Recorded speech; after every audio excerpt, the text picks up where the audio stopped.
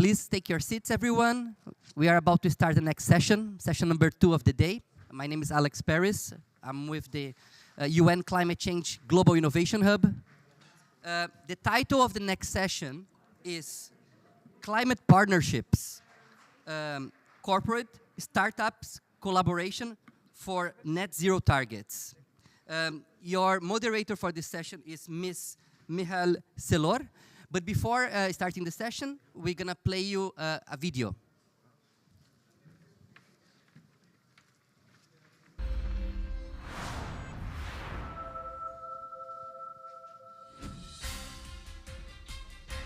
In a world impatient to implement climate technologies, the call for sustainable solutions grows more critical every day. Meet the visionary leaders and innovative startups who are driven by this goal. The Challenge, Energy Solutions for Industry and Buildings by E.ON. Our mission is to discover breakthrough technologies to help us deliver the energy and heat transition faster. What truly excites us is the opportunity for collaboration with visionary startups who share our passion for a sustainable future.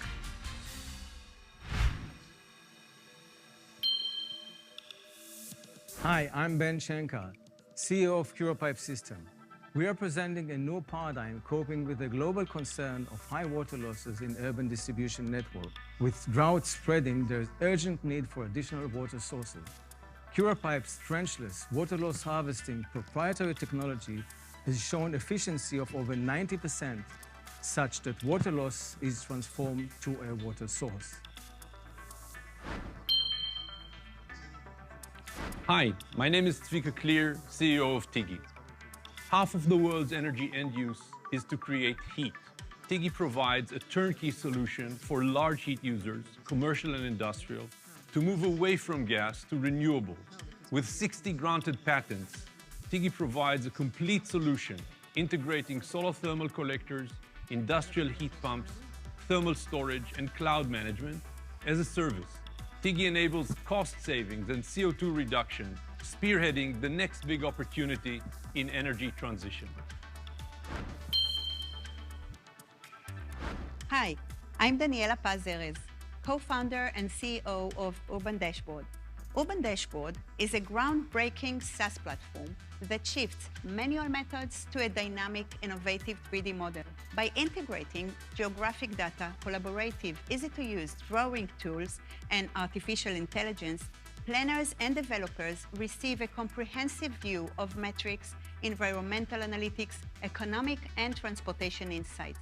Urban Dashboard helps stakeholders to create high-quality, optimal, and sustainable urban plans. The journey towards a sustainable future is a collective effort. To learn more about Climate Solution Prize finalists, visit our website.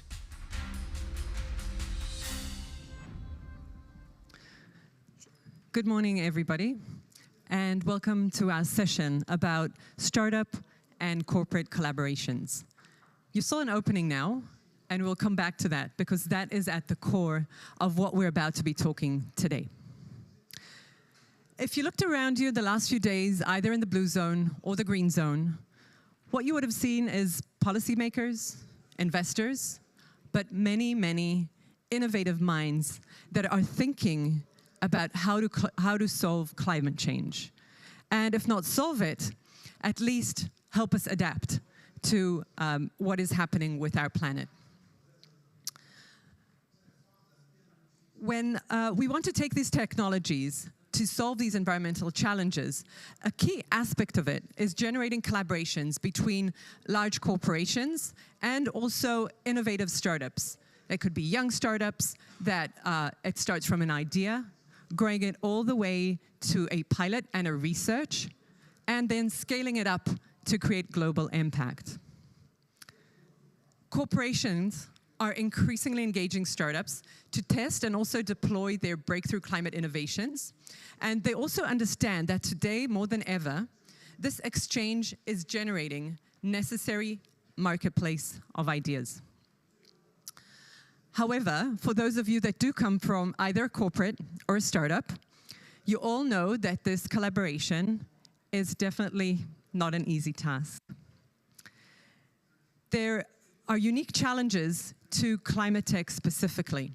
And in this context, we're looking at pilots that are more costly, that take more time.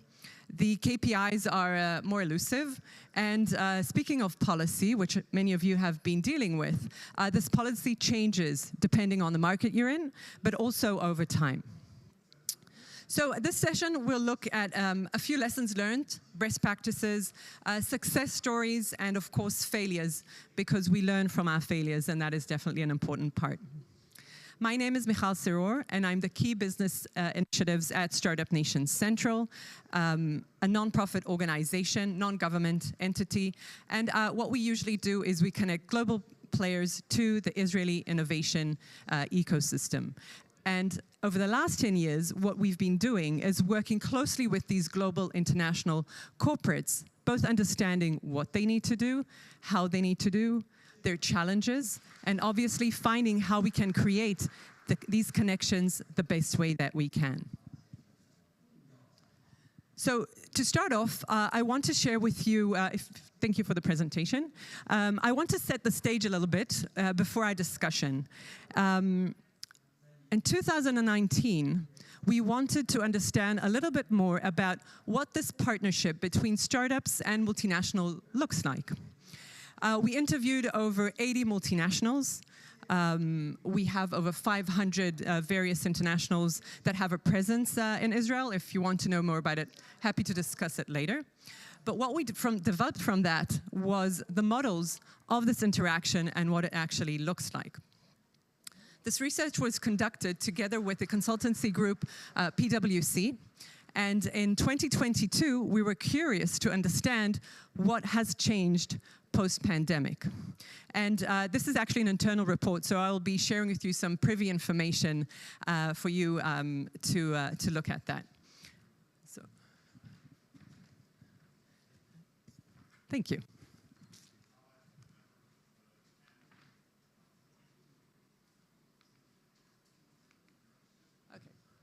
So let's start with why do multinationals want to interact with startups? What's so special about them? What happens there?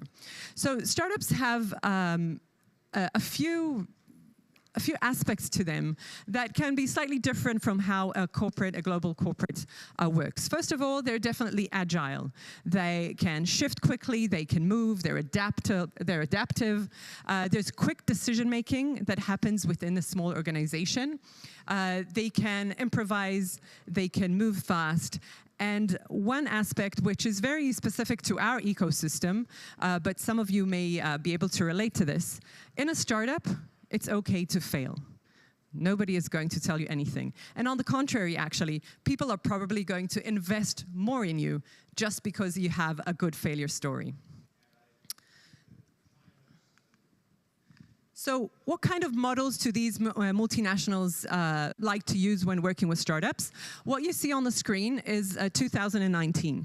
So this is a model that we built. And different organizations have different names to each one of these. First model, we have R&D, research and development. What happens, a multinational organization finds a site which is usually distant from their HQ, from their headquarters.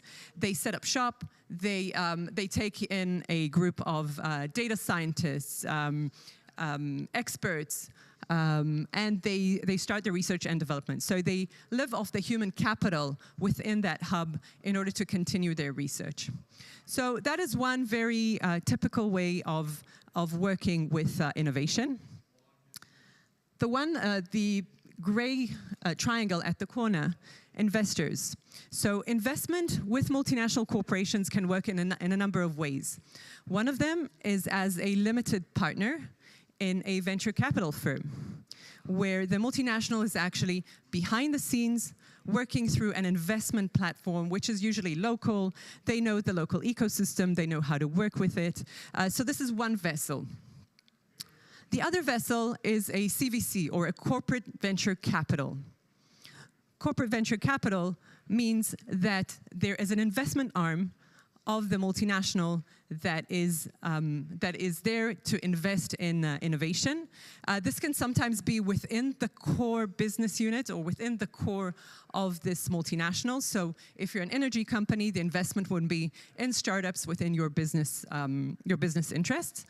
Or alternatively, there are many corporates today that are investing outside their core activities. And climate is actually one of these areas where we see investments which are sometimes outside core. Examples, Microsoft are investing in agriculture, extremely interesting, because they understand there's data potential there. For example, as well, there's many of them. I don't have time, so if you have more questions about it, happy to elaborate. And the last model is partnerships. Partnerships, often termed as open innovation. Open innovation is a model of working with startups in which a corporate has a joint venture with a startup, and there's not necessarily any exchange of funds. They might not be funding. This could be in a pilot or a POC, a proof of concept structure, or a partnership where there's the startup will need to prove that their product works and what it looks like, and the multinational can take this and take it to market. And you'll hear more about that in our next coming up panel and sessions. So this is the model that we see in 2019. Fast forward to 2022, what we see evolving is what we call a multi-model approach. These multinationals, if you look at the core that's highlighted in green, they're actually using an approach that is working in all three different models. So you'll have open innovation, there'll be investment, and maybe even a small R&D team that is within that hub. And just to show you the numbers, then the average activities of these multinationals are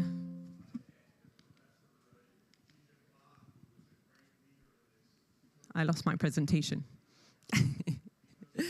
So these multinationals have got their multitude of activities majorly within the multi-model approach. So that's kind of setting the stage for the next part of our conversation. And you'll hear more both from our startups and multinationals that are there. This slide is just showing that these multinationals, the activity that is done is actually within both deep tech, that's where the multi-model approach is coming up. And also you'll see sustainability and climate as one of the areas where this approach is most predominant. And I think we'll see this happening more and more, and our obviously our panelists will speak about that. So keep these insights in mind. I want to introduce you and invite to the stage, and please give him a very warm welcome, Thomas Böhr, who's the Chief Strategy and Innovation Officer at E.ON, a German-based multinational electric company that is actively working with young startups and climate startups across the world, including in Israel, and my colleague Aviva Steinberger, who will be taking this discussion forward. Thank you, Michal. I'm going to sit over here with you. Do you want to move here and then we'll sit? Yeah, okay, great. Please join me here. Hello, everybody. Good morning. Can you hear me okay? Okay, great. Thank you, Michal. And thank you, Thomas, for joining us straight from Frankfurt, where the weather is quite different, we understand. So can you tell us, as the Chief Strategy and Innovation Officer, E.ON is doing a lot of thinking in the space of how to incorporate innovation into the day-to-day. And we just learned from Michal about some models, R&D, investment, open innovation. What are the models that have been working for E.ON? How is E.ON approaching adopting new technologies into its day-to-day? Yeah, first of all, good morning from my side. Thank you for having me here. Let me just share one or two thoughts about why innovation really matters for us as E.ON. So we are the largest distribution grid operator in Europe. And as you may know, in Europe, there is a vast transformation going on from a central organized energy system into a decentral one.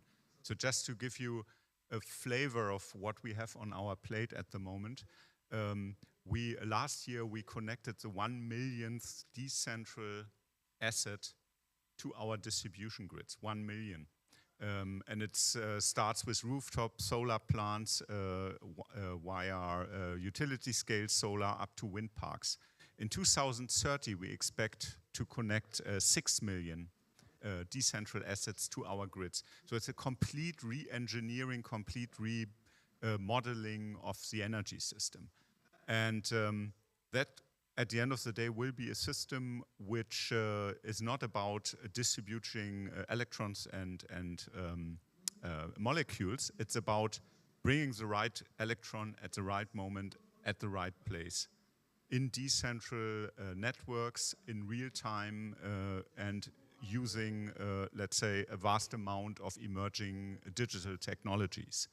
And that will be a system which is not anymore, let's say, manageable with human brains. And that is setting the scene a little bit. Why do we need innovation?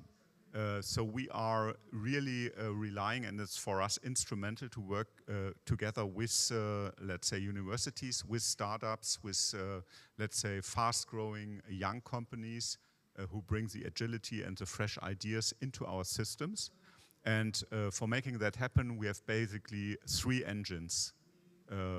First of all, we have an internal incubator and accelerator, which brings these ideas to our core business. We have a venture capital fund, which owns more than 50 startups from, let's say, Europe, from the United States in Silicon Valley, and from Tel Aviv. And we have a platform which is called E.ON One.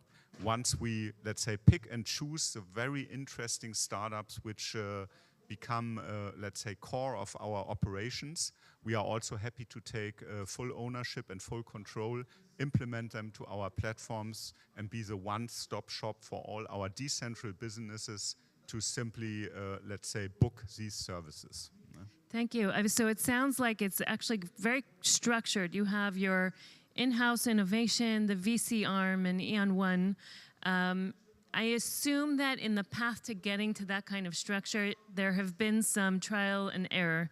Can you share with us maybe one of the errors that E.ON has learned from, that you've since adopted different practices?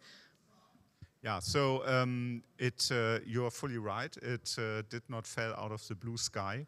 The whole innovation journey of E.ON, and by the way, also the merger partner of 2019, Innogy, which was a daughter of RWE, I leave that out. But all these companies, they started basically the innovation journey in 2014, 2015, also as an element of the cultural change in the very, let's say, traditional corporates in the heart of Europe. So it started with a lot of ideas like design thinking and working agile, and also collaborating with the first startups, also founding startups ourselves, right? And that turned out as something which was not successful to start with that. So whenever employees from our companies turned up and said, look, I have a brilliant idea, give me some money, I want to make my own startup, that basically ended in a write-off. Yeah. That was an experience. The second one, along with that, we were never good in seed financing or seed funding of startups. So our sweet spot is really Series A, Series B, companies who have already, let's say, a kind of idea what their product is, which have already some revenues, which have already kind of an idea of an API which can be connected with our operations, where, let's say, the operational and commercial success is at least at sight, right? And being aware of that and focusing on the sweet spots where we are really good at, where collaboration with startups and corporates really makes sense, helped a lot. So that's really interesting, because you spoke about culture as part of the failure story. And I mean, there are so many aspects to that. You have corporate culture versus startup culture, which we know is often a place where there's collision and learning to find the adaptations there. You also have, given that you do your work in this, your VCs scout for technologies around the world, you also have geographic cultural differences, which I think we can all understand. Being here this week, we're seeing it firsthand, is not without its challenges. So that's really interesting. And there's a lot of sometimes time that it might take to adopt those adaptations that cultural differences require. So thank you for sharing that. I think it resonates with a lot of us in different ways. You talked about seed stage A financing companies like your Sweet Spot. If we have in our audience entrepreneurs who are interested in getting in front of companies like E.ON, looking for that market access, what tips, what advice would you give them so that they would stand out as potential for partnership? Well, I mean, we have you just alluded to the cultural challenges corporates have with startups. What it really needs is a kind of, let's say, ambassador layer, right? You need the engines of people who understand both languages, yeah? And the ambassadors from our companies in the regionalities, in the areas we are well known to the ecosystems. That's why we are in Palo Alto, and that's why we are in Tel Aviv. Yeah? It is not every startup fits. Yeah, that is clear. We have a strong focus on digital technologies. We are very reluctant with asset-heavy investments. And as I said, this focus on the degree of maturity of these startups. But when there is a fit, we have pitching events, we have, let's say, organized platforms, but sometimes it simply helps to pick up the receiver and give a phone call to the colleagues in charge. We are seeing roughly 3,000 startups per year, right? Wow. I mean, so that actually goes both ways. It's finding the right person to speak to. So within you, E.ON's done a good job of having your ambassadors, as you call them, known to the ecosystem. So if you're a startup, it's easy to know who to reach out to. At the same time, though, would you say that those ambassadors and those people that are scouting the technologies, they have access points into the ecosystems and into the different countries and those ecosystems to know who to talk to? Would you say that that's a challenge? I mean, our colleagues, they are hanging out at the usual events. They are at our crowd. They are at Crunchbase events. They are in Berlin, in San Francisco, in Jerusalem and Tel Aviv. Of course, we cannot be everywhere. Yeah, we know that we have white spots on the map. We are, let's say, very little and very slim in Asia, for example, although we know that there's a lot happening there. People always tell us, you have to be in Bangalore, you have to be in Shenzhen. That would overstretch our capabilities, clearly. What we are also aware is that the whole, let's say, a VC business and the innovation business is a personal relationship business. I mean, Israel, it's a marvelous place because the Israeli ecosystem is very outbound for a number of reasons, because you don't have really a hinterland to test stuff. Israeli entrepreneurs are the first one who hop on a plane, fly to somewhere to pitch their solutions. Silicon Valley is completely different. Yeah? Yeah. Silicon Valley people, they love to make business with people who are in half an hour reach by car, right? Yeah, Israeli entrepreneurs tend to have an exit strategy from day one, knowing that they have to have those pinpoints in global markets and access to those global markets. So I think that's a really helpful point. My last question to you, Thomas, if you can.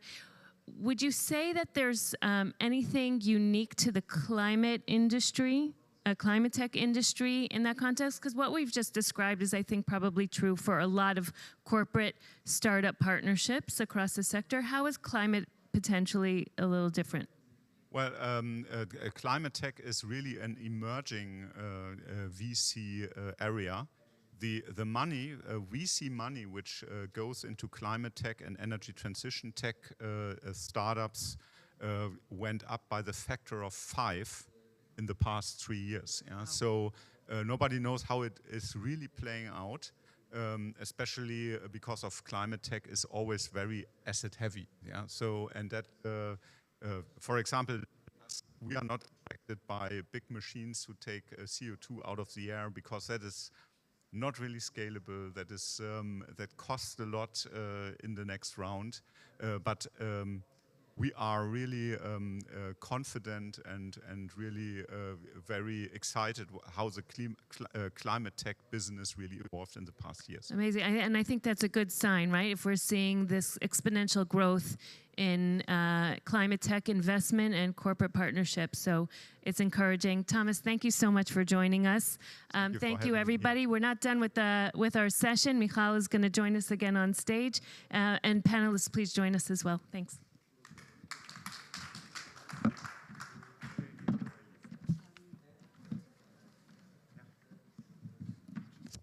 So thank you for that, Thomas. That was fantastic, and thank you, Aviva. I'd like to introduce our panel. Jack Tato Biggio, the co-founder and CEO of UBQ Materials. Edward Johnson, Managing Director of UK, Ireland, and the Nordics. And obviously, they're bringing on board a little surprise. Rotem Murad, the Director of BizDev at H2 Pro. And Jean-Philippe Higuel, Head of Carbon Strategy and Growth at Repair. You can just grab a seat wherever you're comfortable. I'll just sit here, so if you want to sit. Yeah, you guys sit together.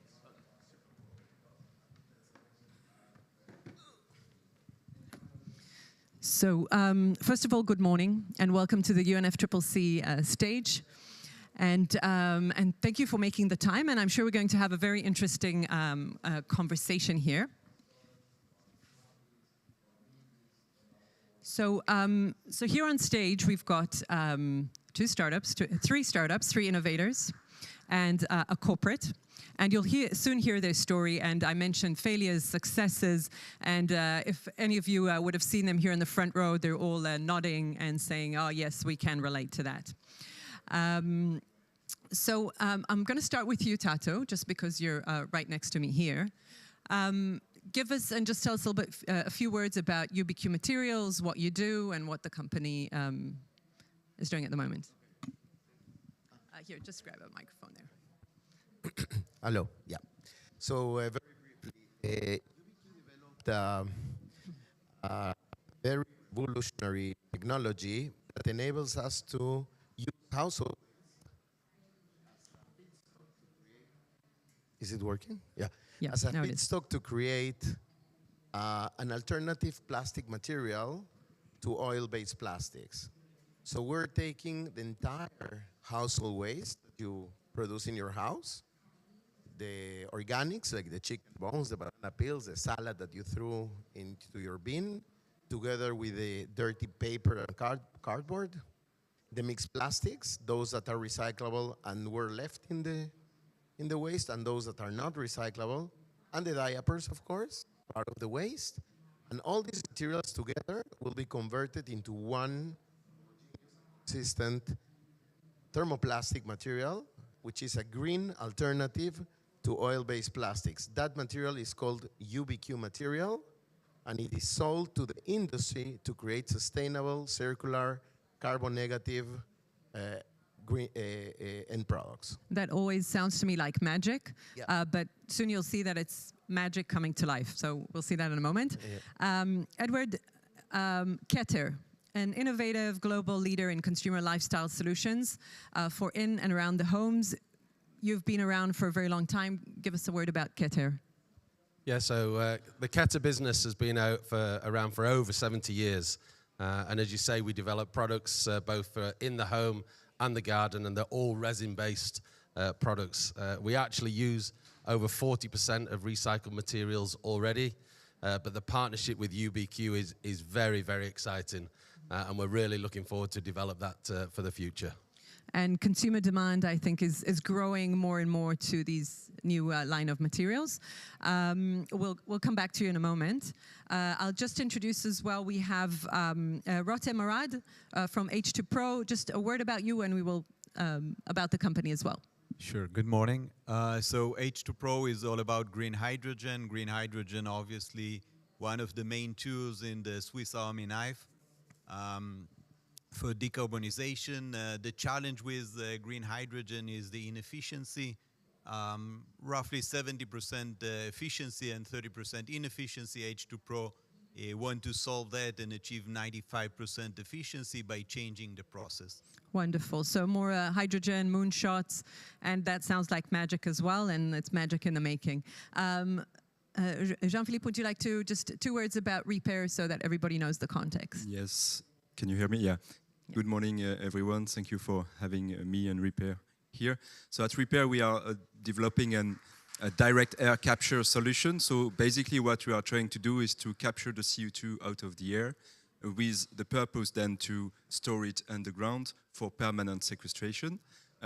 Why do we do that? Simply because in order today to decarbonize our economy, roughly 80% of emissions can be reduced by various efforts, switch to renewables, actually capturing the CO2 out of point source emissions. But then simply there is like 20% of emissions that you will never be able to reduce. Those simply will have to be removed. So those, we call that carbon removals, and that's what we do at Repair. Thank you. And decarbonization is a huge topic at COP, and a lot of the people here are actually setting the tone for policy. So Tato and Edward, I'd like to start from you.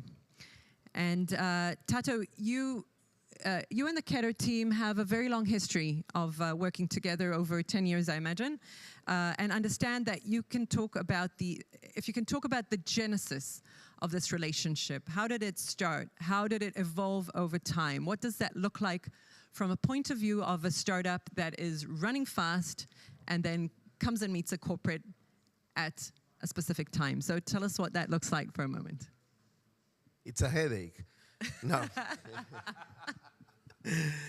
It is really a wonderful genesis, as you say, because it starts from the fact that both sides want to make it happen, right? Just like in any relationship, really. And then it's the human factor, having the right teams together and acknowledging the difficulties, but also thinking about what will come next if we succeed in crossing that bridge and that bridge. So really 10 years ago we met, and we started testing the material. This pellet that, as I explained to you before, replaces the conventional pellet of plastic made out of oil. Ours, again, is made out of waste. And yet we could show that there was product at the end of the line, and Keter were one of the first companies, really, to, let's say, accept the fact that they would use this new material in testing its validity in the very expensive machines and processes that they have been developing for the last, I don't know, 45, over 70 years. So it's not an easy shift for corporates, certainly not 10 years ago, to shift into new horizons. And Keter really showcased that agility and open mind way of thinking can enable, the incorporation of a new material. It took time to develop it, and yet, let me show you something, because nothing like looking at it, but this is a box. It's a What's in it, Tato? Box, What's inside? Everybody's curious. What is inside? Oh, inside is UBQ pellets. So that you see, it starts from our pellets. These are plastic or thermoplastic pellets. Again, made entirely out of waste. And this product is made from chicken bones, banana peels, hamburger leftovers, your Greek salad if you didn't finish it. So that was made by Keter about 3 years ago, and today we have already expanded the collaboration. We cannot open that case, but you see that case there with a shelf, shelf made with UBQ material. And if you happen to be a consumer and you go to a supermarket or to Ace or Office Depot and you see this display made with UBQ and next to it another display not made with a sustainable green carbon negative material, if it costs the same and it looks the same, you would probably choose, just like you would choose a low-calorie product, if it tastes the same, right? You would choose that product. And Keter had the vision of thinking about that future. And today, Keter is taking a very strong competitive edge against its competitors because they learn how to integrate UBQ material in their products, and they're showcasing it internationally. So basically what we're looking at, there was an idea, right? And then you had to do your research, you had to prove that this actually works, and now you're at a phase where this is actually going global. Correct. So everybody here should have percentage in UBQ because everybody is contributing to towards the product, right? The final product. Yeah, you are our feedstock. Wonderful. So Edward, from your point of view and your experience, there's a huge difference between corporate culture and startup culture. Give us your point of view. What does that look like? We hear from Tato, really fast, really quick. How do you experience that? Yeah, I mean, it's very clear and very obvious that you have a huge difference between a big corporation and a startup.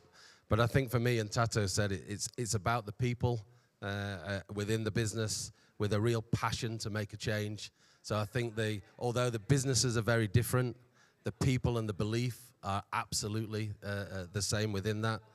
I think really understanding what your joint objective is right at the start as well, what you can achieve and what you can deliver together is really, really important from my perspective. And then understanding that it will be difficult, it will be challenging. If anyone could do it, it'd be easy, wouldn't it? But actually working together and understanding those differences between the startup and the global corporation and working really closely together, really open communication enables us to create these products. And you talked about it being magic. Well, actually, that's what happens when you bring those minds together, you bring those beliefs together, and to sit here on a stage with a product on my knee and the product in the box there that contains household waste, which these guys at UBQ have developed, which is astounding. And we credit you, and we're really proud to have that partnership together because I think that we truly will make a change for the future. I feel like we're in a bit of like a couple therapy here, right? I feel like I'm quite successful. This marriage has worked pretty well. So thank you both for sharing that. I'd like to move down to you, Rotem. H2 Pro, so in a completely different stage at the moment than these guys, kind of probably a few steps back, but setting the stage for the future of hydrogen. Rotem, if you wouldn't mind, I want to talk about one aspect. This company, for anybody that hasn't heard about H2 Pro, they've raised over $100 million, okay? There isn't a product yet. This is magic in the working. And, but you're still collaborating and working with multinational corporates, even at this stage, even though there's no final product to scale. Sure. Tell us about that. So unfortunately, I cannot show my product. Even in the future, it will be a challenge to show hydrogen. I'm not sure we'll get through the security here at the Blue Zone, though, yeah? Yeah. Yeah, in the core of startup, if you look on startup, you have technology or a great idea, you have people, and you need to have an oxygen or hydrogen in our case, which is investment, money, founding. And as you mentioned, we are the lucky guys to manage to raise this amount of money, but it's also important to figure out from who you are taking your money. And so in this regards, we were lucky and we were really putting a lot of efforts in getting the smart money or the right money into the company, and right money in the sense that you are looking into who is your end user, who are your customers in the future, and you are trying to see who are the main player in this arena. So we have energy company on our list. On the steel side, that need this is like more than 10% of CO2 emission is coming from steel production today. So we have ArcelorMittal, the largest steel manufacturer in the world, CSN from Brazil. They do also cement, which is another big topic. On the fertilizer, we have Yara, the largest fertilizer producer, the largest ammonia manufacturer, which today contributes some 2% of CO2 emission on our cap table. Sumitomo from Japan, a large corporation, very open-minded, not surprisingly, but they're putting a lot of efforts in cooperation. So if you pick up the right partners on your cap table, then it's easier to build relationship. But because they are investors in your company. But not only that, you need to build relationship not only with your investors. And definitely, yes. I think Thomas mentioned a relationship before, and he's right. You need to create relationship. It's a long journey, specifically on climate. Specifically, we are on the Energy Day. So energy projects are 5-10 years. We are focusing in this region, MENA region. I will maybe elaborate later. Europe, US, and building relationship with end user is critical, and it's doable. If you have a good story to tell, if you're coming up with the right technology, it's doable. And it's you need to do it in advance because it takes time.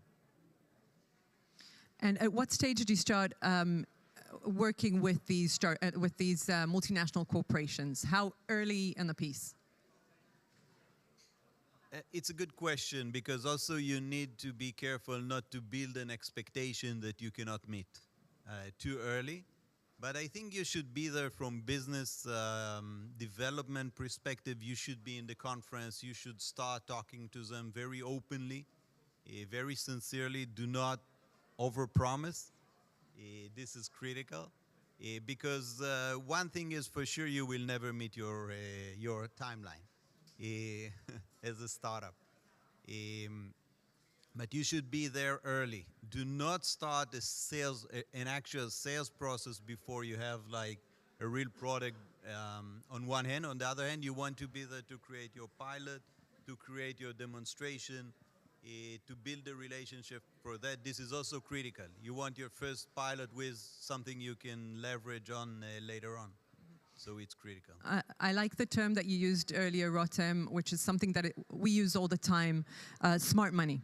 Okay, so even when a startup is looking for an investor or somebody to work alongside, it's looking at the investor that can take the business forward, a few steps forward. And you know, Tato's experienced this in the past, and you're experiencing this with H2 Pro. Jean-Philippe, so Jean-Philippe is kind of even, Repair is even a step earlier in the evolution of the startup, the company. Tell us what that looks like from your point of view of working with startups early in the piece. Yes, yeah, I guess we are the earliest here on the panel. Repair started its journey back in 2020 with an innovative solution to capture the CO2 directly from the air based on electrochemical cells. That innovation has a lot of promises. Basically today, the first startups on this domain and the perception around this technology is that it requires a lot of energy, you know, to extract the CO2 out of the air that we breathe. By the way, my product is here all around. We at Repair, we have a solution that through those electrochemical cells should allow us to reduce the energy bill by 70% and operate continuously. So we are really inventing the next generation here. And obviously, we had to test that technology in a lab. We have a lab in Tel Aviv. as was mentioned before, those climate tech will require a lot of investment to grow, to scale. Here we talk about industrial assets that will be capital intensive. So in order to prepare for the next part of our journey, we had a first Series A fundraise end of last year. And that was exactly the question. What is a smart way to look at investors for us? And I think that we did an approach that makes sense at the stage that we are, a blended approach between, on one side, venture capital arms, climate tech VCs that will and have the agility to come along with us at this early stage. But also we have on our cap table energy, large corporate energy industrials, who we know will allow us to grow further, to grow in a way that makes sense from also an industrial point of view. And I think the last point for us, very particularly, so we are capturing the CO2, but then we want the CO2 to be stored underground. So we need partners to do that. Partners that will actually continue the journey of the CO2 to bury it underground. And those partners will probably be also the ones that are investing in us today. So there is a logical sense here. So if there's partners in the audience that would like to work with Repair, you're here to talk to them, right? Exactly, yes. Thomas earlier on was touching on the cultural aspect, right? The business culture, and you guys are in an early stage, and you need to kind of decide which market, business-wise, it's different going to Europe, the US. Can you touch on that, on how those decisions are made and what drives you to make those decisions? Yes, I think that is a critical point as well. Is where you will locate your solutions, which market you will target. When it comes to carbon capture today, I would say Europe and the US are the two main areas where policies are also in place to, allow the technology and the innovation to grow and to and to scale. So those are our primary targets today. But hopefully, the policies will also be implemented elsewhere more and more. With net zero pledges in the back, so that will open up quite a big playing field for us. Wonderful. Tato, can you relate to the early stage, the processes that these guys are describing, and the thought process of growing a company? Yeah, it's a journey, and you have to be very careful in each decision you take, because you rather not make important mistakes. Otherwise, you will end up being in the wrong direction, and then you lose sight, and people lose faith on the technology and on the team. So I think that having the experience is an important asset. I personally come from the business world. I've been involved in project development, financing, and in a way I was also involved in startup-ing companies. But one thing is very clear, and this has been said before, if you know your path, then you know exactly, you can know exactly who your stakeholders should be along the way. And if you plan that, and I always say you have to plan 10 years, and then obviously the 5 years are the right horizon, and yet you're going to be working on a day-to-day basis to reach that. But if you don't think like that, it will be very difficult to understand how you're going to be building your company. I cannot tell you that I thought that in 5 or 10 years, UBQ will have a pellet that will be used by not only Keter, but Mercedes-Benz, McDonald's, Pepsi, and all these huge companies. But I knew that if we do the right thing, if we choose the right partners, if we choose the right team, which is very important, if we don't really, mess with deciding on who would be our legal team or our patent team, take the best. Always take the best. It's expensive, but you're in good hands. They will be with you along the journey because it's also their name. And if you engage them, then you have a family. And that is what you need to build, an ecosystem that works with you but supports you and open up gates for you to go, and ideas and contacts and networks, and you're still driving the car, but they are next to you, happy seeing how you drive that car correctly, right? So in my experience, it's all the time thinking about the next 5 years. Today, we're thinking 5 years ahead. I'm thinking about the next UBQ plants that we will have around the world, something that was a fantasy 10 years ago. I was just thinking how to get that pellet out from the reactor, right, consistently. But always engaging with the right teams, which is exactly what these guys are doing. And at the end of the day, listen, we have on our shoulders, we as innovators, entrepreneurs, we have on our shoulders the task of changing this world. Because regulations, compliance, authorization, schemes, everything is good. It's an environment. But then you need the people who do the work, okay? And these are the people that are doing the work for all of us. Definitely. So better do it right, because our kids are looking after us. I love that, Teto. That is amazing. Did you want to say something, Edward? Did you want to share something? I think, Teto, we all share that vision, right, of making the future a better place, and each one plays a role in that. And the innovators need the stage in order to be able to create those solutions and bring the future to the present. And so I really, from a personal thank you, I want to thank you guys for the work that you're doing every single day, waking up in the morning, thinking about how we're making things different, how you're tweaking your technology, bringing it to the world.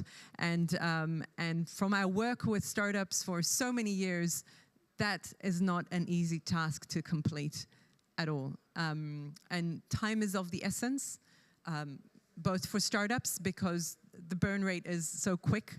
Startups don't have time, but also for our planet and the climate. We don't really have time. So we really need everybody here to set the stage for that. So our time is up, but I really wanted to thank each and every one of you for coming here, coming to COP as well, and kind of having these conversations. It's important to make these connections between all the different stakeholders that are here with us. I'd like to personally thank the UNFCCC team. Alex, thank you so much for all your work and effort.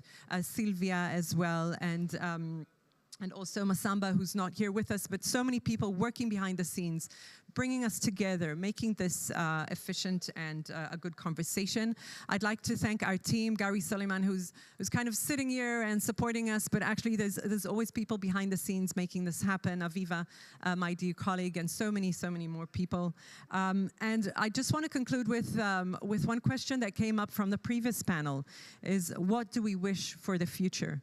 And my wish, and I think all of our wish, is that we're able to make these changes quickly and together through conversation and through making these changes implemented as fast as we can.